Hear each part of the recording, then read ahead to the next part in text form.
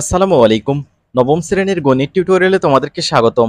এই ভিডিওতে আমরা প্রকৃতি ও প্রযুক্তিতে বহুপদী রাশি এই অধ্যায়ের অনুশীলনীর ১ নম্বর, ২ নম্বর এবং ৩ নম্বর অঙ্ক নিয়ে আলোচনা করব। তো শিক্ষার্থীরা, ১ নম্বরে কি বলা রয়েছে একটু দেখা যাক। বলছে ৩টি বাস্তব উদাহরণ থেকে বহুপদী রাশি গঠন করো। তো চলো আমরা ৩টি বাস্তব উদাহরণ থেকে বহুপদী রাশি গঠন করে ফেলি। ১ নম্বরের সমাধান। তো উদাহরণ ১। তো আমাদের উদাহরণ থেকে বলছে, তো আমরা উদাহরণই দেব। উদাহরণের মাধ্যমে অঙ্ক তৈরি করার চেষ্টা করব। দেখো, একটি আয়তক্ষেত্রের দৈর্ঘ্য x মিটার এবং প্রস্থ y মিটার হলে পরিসীমা হবে 2 ইন্টু দৈর্ঘ্য যোগ প্রস্থ। এখানে x হচ্ছে দৈর্ঘ্য আর হচ্ছে প্রস্থ y।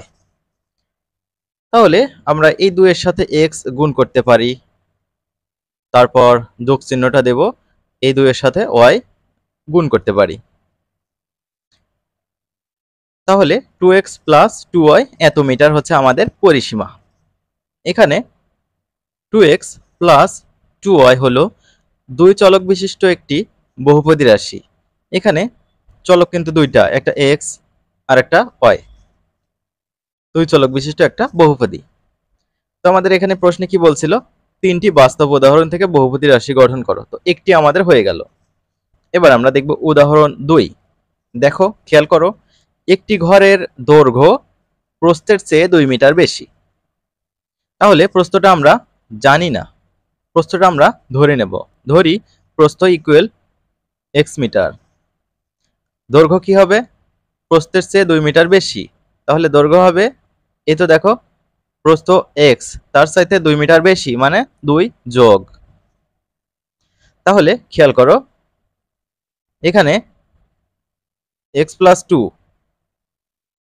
একটি এক চলক বিশিষ্ট বহুপদী রাশি।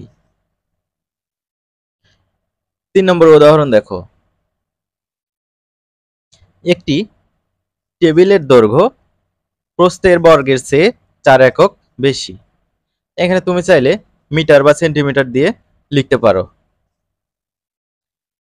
খেয়াল করো, এখানে আমাদের প্রস্থটা জানা নেই, সো প্রস্থটা আমাদের ধরে নিতে হবে। ধরি প্রস্থ ইকুয়াল x একক, তাহলে দৈর্ঘ্যটা কেমন হবে? প্রস্থের বর্গের চেয়ে 4 একক বেশি। দেখো দৈর্ঘ্য হবে, এই তো দেখো প্রস্থ x, তার বর্গ করেছি, তো প্রস্থের বর্গ চেয়ে 4 একক বেশি মানে 4 যোগ। এখানে x স্কয়ার প্লাস 4 একটি এক চলক বিশিষ্ট বহুপদী। আশা করি বুঝতে পেরেছো। আমরা পরবর্তী কাজে চলে যাই। 2 নম্বর বলা আছে, নিচের নির্দেশনা মোতাবেক বহুপদী রাশির উদাহরণ দাও। 1 নম্বর বলা আছে, এক চলক ত্রিমাত্রিক দ্বিপদী। চলো আমরা এটি সমাধান দেখে নেই। এখানে খেয়াল করো, 2 নম্বর সমাধান। এক চলক ত্রিমাত্রিক দ্বিপদী রাশির উদাহরণ এখানে দেওয়া হয়েছে। আমি বুঝিয়ে দিচ্ছি কেন এটি এক চলক ত্রিমাত্রিক দ্বিপদী। প্রথমে দেখি দ্বিপদী কেন। দুইটা পদ আছে, দেখো, এই একটা পদ, এই একটা পদ। পদসমূহ যোগ অথবা বিয়োগ চিহ্ন দ্বারা সংযুক্ত থাকে। এবার আমরা দেখব ত্রিমাত্রিক কেন। এই রাশির মধ্যে এই পদের মাত্রা 3, কারণ এখানে পাওয়ার 3। তো এখানে ধ্রুবপদ, এখানে মাত্রা 0, তাহলে ত্রিমাত্রিক কিন্তু হয়ে গেল। তারপর দেখব এক চলক কেন। দেখো চলক একটাই আছে, এক্স। এক্স বাদ দিয়ে আর কোনো চলক নেই। আশা করি বুঝতে পেরেছো। আমরা এখন 2 নম্বরটা দেখব। এক চলক ত্রিমাত্রিক চতুর্পদী, অর্থাৎ পদ সংখ্যা 4টা থাকবে। খেয়াল করো, এক চলক, চলক কিন্তু একটাই আছে, এক্স। দেখো এর মধ্যে চলক একটাই আছে, তার নাম হচ্ছে এক্স। ত্রিমাত্রিক, একটা রাশির মধ্যে পদগুলোতে আমরা মাত্রা খুঁজব। দেখো প্রথম পদের মধ্যে চলকের পাওয়ার 3, দ্বিতীয় পদে চলকের পাওয়ার 2, তৃতীয় পদে চলকের পাওয়ার x এর পাওয়ার 1, এখানে চলকের পাওয়ার 0। তাহলে এই রাশিতে সর্বোচ্চ পাওয়ার কোনটা? সর্বোচ্চ পাওয়ার কিন্তু 3। তাহলে রাশিটির মাত্রা হবে 3। আশা করি বুঝতে পেরেছো এটি কেন ত্রিমাত্রিক।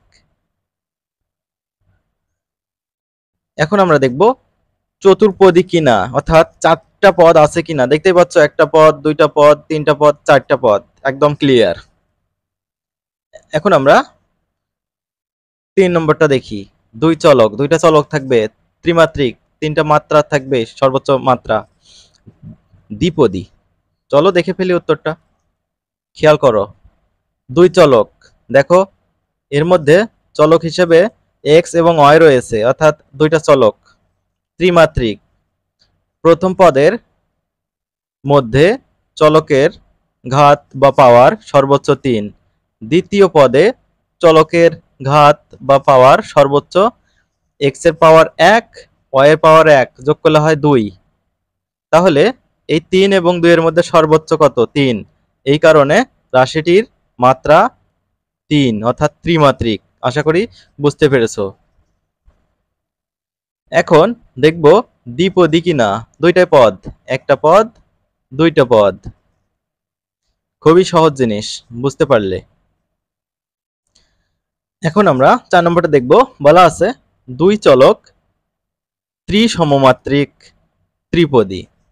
এখানে আমাদের সমমাত্রিক জিনিসটা নতুন মনে হচ্ছে, কিন্তু যারা আমার ভিডিও নিয়মিত তোমরা দেখে থাকবা, অলরেডি কিন্তু আমরা ভিডিও তৈরি করেছি এরকম। তোমরা হয়তো ধরতে পেরেছো, না ধরতে পারলেও কোনো সমস্যা নাই, আমি বুঝিয়ে দিচ্ছি। এখানে খেয়াল করো, 2 চলক, এই কন্ডিশনটা স্যাটিসফাই করেছে কিনা সেটাই আমরা দেখব।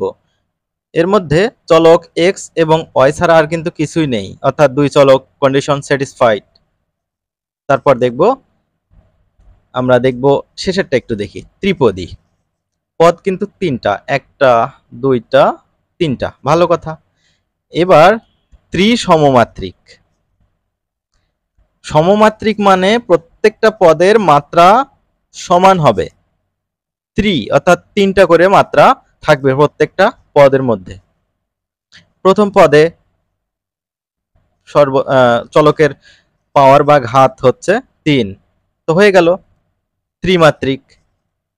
এখন সবগুলোতে 3 থাকতে হবে। এখানে দেখো, x এর পাওয়ার 1, y এর পাওয়ার 2, এই যোগ করলে হবে 3। শেষেরটাতে চলকের পাওয়ার 3 বা ঘাত 3, তাহলে হয়ে গেল অর্থাৎ 3টা মাত্রা আছে প্রত্যেকটা পদে, তো সমমাত্রিক হয়ে গেল, সমান সমান সমান। হ্যাঁ, এখন আমরা পরবর্তীটা দেখি। 5 নম্বর, 4 চলক, 4টা থাকবে, চক্রক্রমিক চতুর্মাত্রিক। চলো দেখে ফেলি চক্র জিনিসটা কি। সাইকেল বুঝলেই তোমরা চক্র বুঝে ফেলবা। 4 চলক, 4টা চলক, একটা x, y, z, w, হয়ে গেল 4টা চলক। এখন দেখো চক্রক্রমিক। চক্রক্রমিক আমরা কিভাবে বুঝবো, এখন সেটাই হচ্ছে প্রশ্ন। তাহলে আমরা এইখানে একটু দেখে আসি বই থেকে 7.3। দেখো, খেয়াল করো, 3 বা 3-এর অধিক চলক বিশিষ্ট বহুপদী রাশির চলক সমূহকে পরপর স্থান পরিবর্তন করলে যদি রাশিটির কোনো পরিবর্তন না হয়, তবে ওই বহুপদী রাশিকে চক্রক্রমিক বহুপদী বা সাইক্লিক পলিনোমিয়াল রাশি বলে। তাহলে আমরা চলক সমূহের পরপর স্থান পরিবর্তন করে দেখি। তাহলে আমরা কি করব, x এর জায়গায় y বসাবো, y এর জায়গায় z বসাবো, x এর জায়গায় y, y এর জায়গায় z, z এর জায়গায় w, w এর জায়গায় আমরা সামনেরটা বসাবো x। এটা তোমাদের করে দেখাতে হবে না, এটা আমি তোমাদের বোঝানোর জন্য নিচে একটু করতেছি।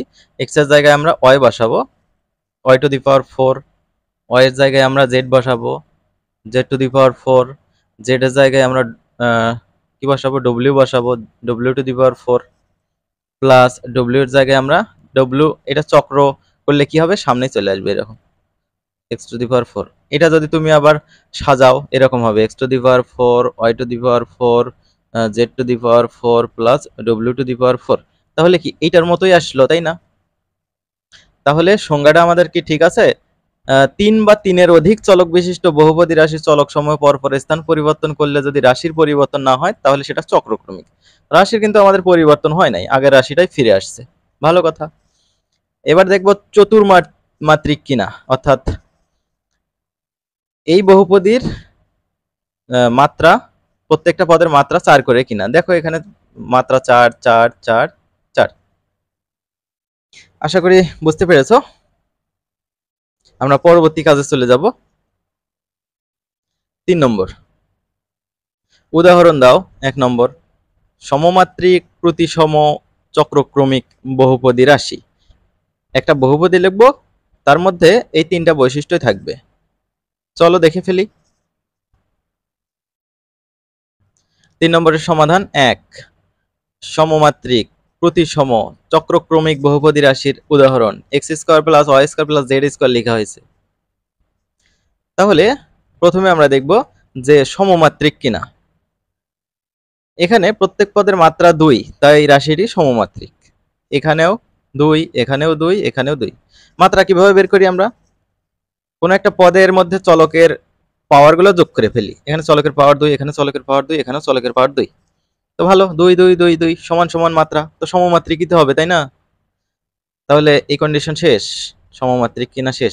এবার দেখব প্রতিসম কিনা। তাহলে প্রতিসম এই জিনিসটা আমরা আগে একটু পড়ে আসি, যারা তোমরা জানো না বা পড়ো নাই। একাধিক চলক বিশিষ্ট কোনো বহুপদী রাশির যে কোনো দুটি চলক স্থান বিনিময় করলে যদি রাশিটির কোনো পরিবর্তন না হয় তবে ওই বহুপদী রাশিকে প্রতিসম বহুপদী রাশি বলে। তাহলে দুইটা চলক স্থান বিনিময় করলে ওইটাই ফেরত আসতে হবে, তাহলে সেটা কি হবে, প্রতিসম বহুপদী হবে। তাহলে খেয়াল করো, এটা শেষ।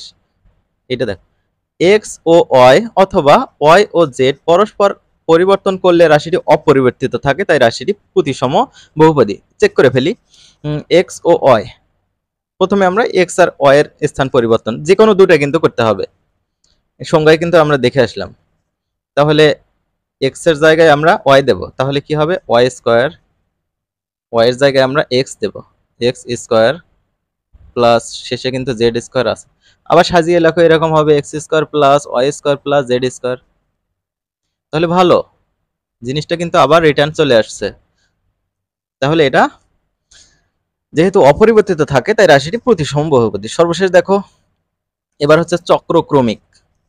চক্র, হ্যাঁ, তাহলে চক্রক্রমিক আমরা সংজ্ঞা দেখে আসছি, এখন জাস্ট অতটা দেখাচ্ছি না। দেখো, এক্স সমান ওয়াই, ওয়াই সমান জেড, জেড সমান এক্স বসালে রাশিটি মান অপরিবর্তিত থাকে, তাই এটি একটি চক্রক্রমিক বহুপদী। এখানে বসাবা এক্স এর জায়গায় ওয়াই, তাহলে y², ওয়াই এর জায়গায় এক্স, তাহলে x², জেড এর জায়গায় এই চক্রক্রমিক কি হবে, জেড এর সামনে কি আছে, মানে এরকম যদি সাজাও এক্স ওয়াই জেড, এটা যদি এরকম করে চক্র সাজাও, এরকম না বিষয়টা, এক্স এর পর ওয়াই, ওয়াই এর পর জেড, জেড এর পর এক্স, তাই না? তাহলে জেড এর জায়গায় আমরা এক্স বসাবো, x²।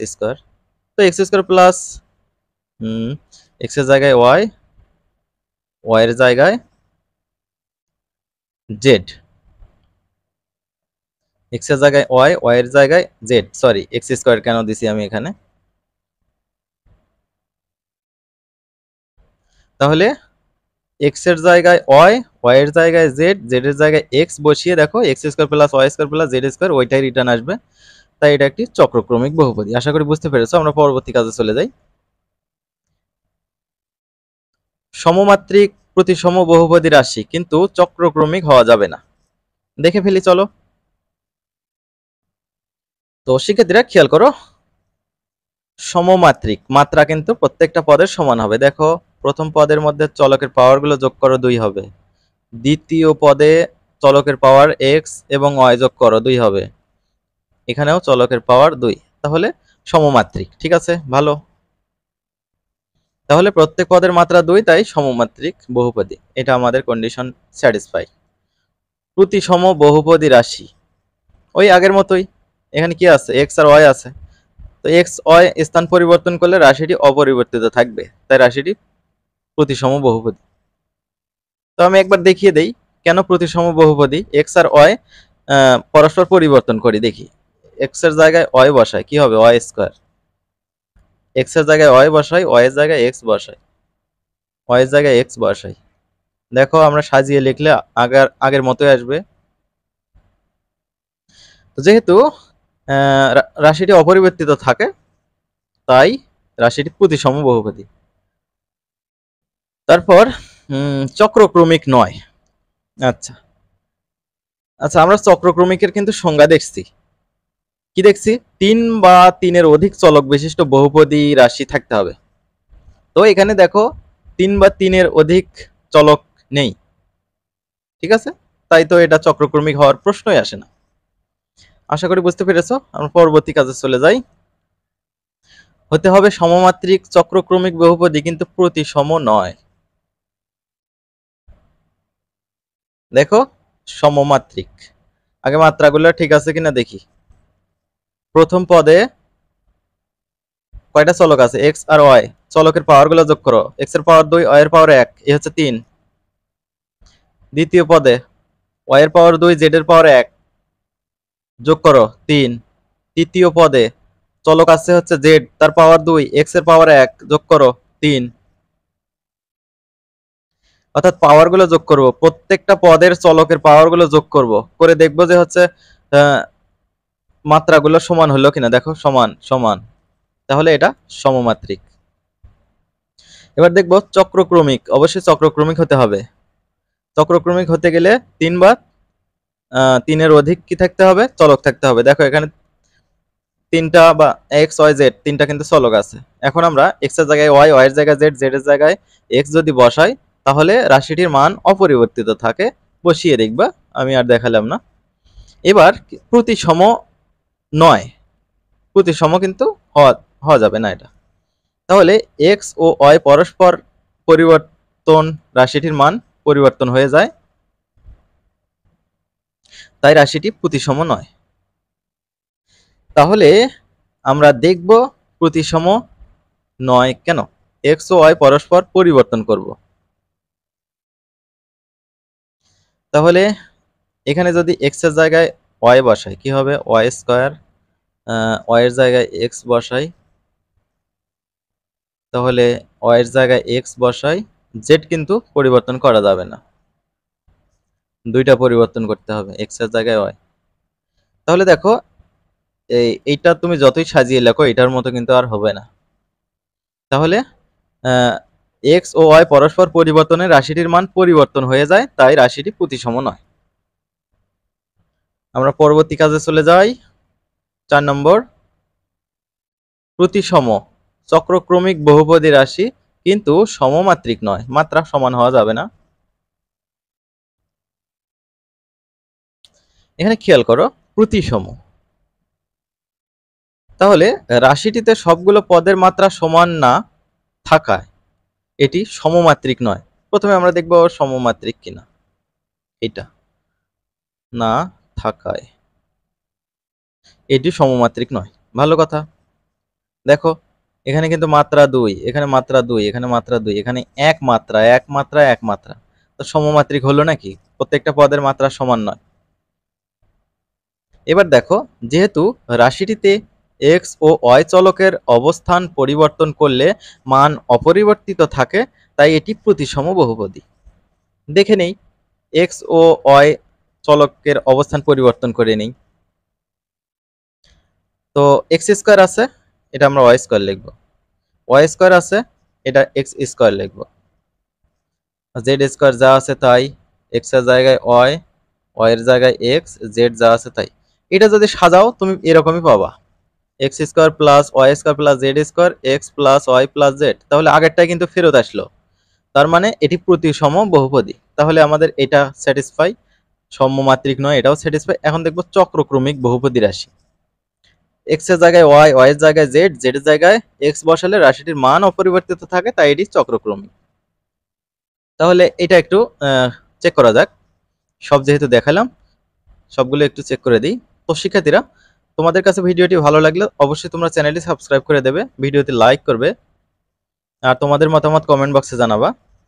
এক্স এর জায়গায় আমরা ওয়াই বসাবো, তাহলে হবে ওয়াই স্কোয়ার, জেড এর ওয়াই এর জায়গায় আমরা জেড বসাবো, জেড স্কোয়ার, জেড এর জায়গায় এক্স বসাবো, এক্স স্কোয়ার, এক্স এর জায়গায় ওয়াই, ওয়াই এর জায়গায় জেড, জেড এর জায়গায় এক্স। তো এটা যদি সাজাও ওই আগেরটাই কিন্তু রিটার্ন পাবা তুমি। তাই এটি চক্রক্রমিক। আশা করি বুঝতে পেরেছো। আমরা আজ এই পর্যন্তই রাখছি। 1, 2 এবং 3 সলভ করলাম। পরবর্তী ভিডিওতে 4 নম্বর থেকে আলোচনা করা হবে ইনশাল্লাহ। শিক্ষার্থীরা ভালো থাকবে। আল্লাহ হাফেজ।